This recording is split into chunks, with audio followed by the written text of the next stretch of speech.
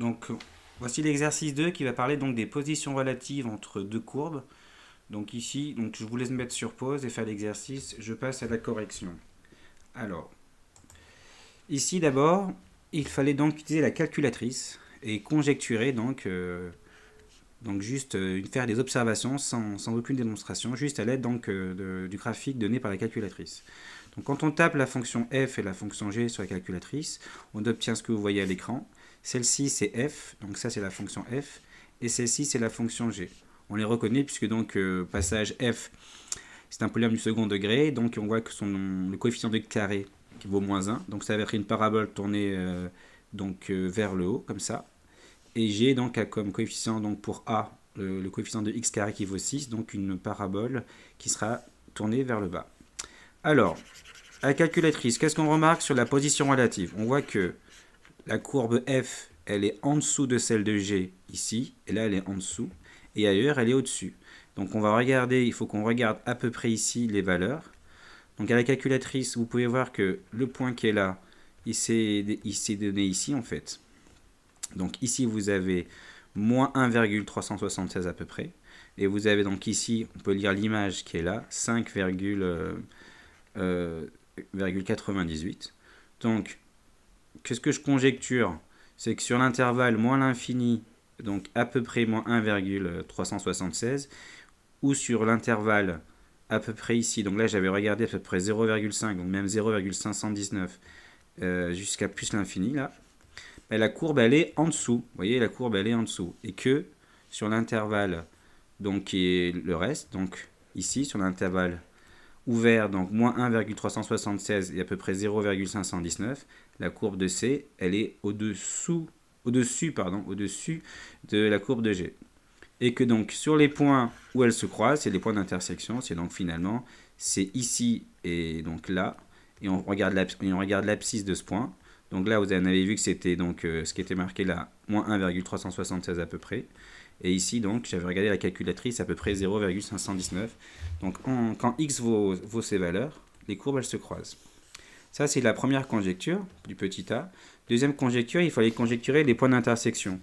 Ben, les points d'intersection, c'est donc les points ici que j'appelais A, et là, le point ici que j'appelle B. Et donc là, j'ai déjà leur abscisse, vous voyez, j'ai déjà leur abscisse que j'ai noté là et là. Et pour trouver l'ordonnée, ben, il suffit de regarder la calculatrice. Donc la valeur qui est là et la valeur qui est là. Et donc là, ici, j'avais trouvé à peu près 5, c'était ici, 5,987. Et là, ici, pour le suivant, ici, la valeur qui se trouve ici, j'avais trouvé à peu près moins 1,865. Maintenant, dans la question 2, il s'agit de démontrer, donc, avec des valeurs exactes, les valeurs qu'on a trouvées ici et les valeurs qu'on a trouvées ici. Donc là, on va utiliser les notions sur les fonctions du second degré. Donc ce qu'on va faire, on va étudier le signe de f de x moins g de x. D'accord? On va étudier le signe. Et on a, si c'est positif, la courbe f, elle est en dessous. D'accord? Je vais peut-être écrire avec un autre. Si c'est positif, ben, la courbe, elle sera au-dessus. Parce que donc, les images seront plus grandes que celles de g de x. Donc elle sera au-dessus de la courbe de g. Et donc, et si c'est négatif, bon là c'est pareil, voilà, je ne vais pas le dire oralement. Si c'est négatif, la courbe de f sera en dessous. Et si c'est égal, elles vont se croiser. Donc ici, en faisant ça, il faudra bien faire attention à bien mettre des parenthèses autour de l'expression de g de x, qui est ici, là. Et donc, après simplification des signes, on obtient cette expression-là. Là, on a une fonction du second degré, avec a qui vaut moins 7, b qui vaut moins 6 et c qui vaut 5. Donc, je peux calculer le discriminant avec la formule b carré moins 4ac. On trouve 176.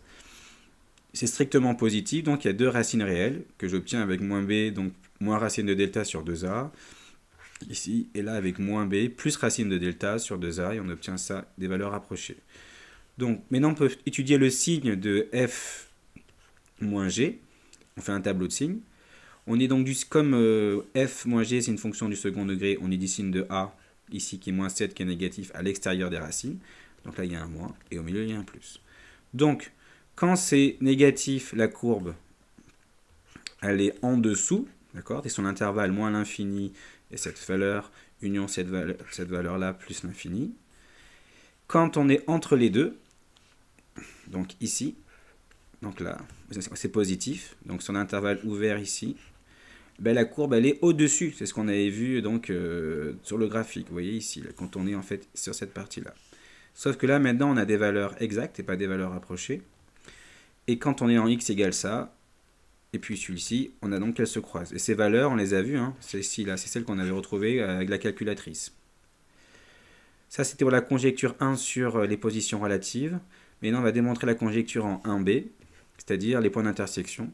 Ben, les points d'intersection c'est tout simplement le point A, on avait donc le x, on prend l'image de cette valeur, et on calcule, on a ça, et on prend b avec la deuxième valeur, donc la deuxième racine, et on prend l'image, et on trouve ça. Donc ça c'est les coordonnées du point B, qui correspondent donc aux valeurs qu'on a trouvées ici. Si vous prenez votre calculatrice, on va retrouver ces valeurs-là, en prenant l'image donc des racines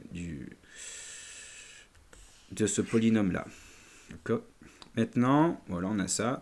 Évidemment, j'ai pris l'image de f par f. J'aurais pu prendre aussi l'image par g, puisqu'en fait, faut savoir que pour ces valeurs-là, f et g ont la même image, puisque les courbes se croisent. Pareil, pour la deuxième racine, ils ont forcément la même image, parce que les courbes, elles se croisent. Donc voilà, l'exercice terminé.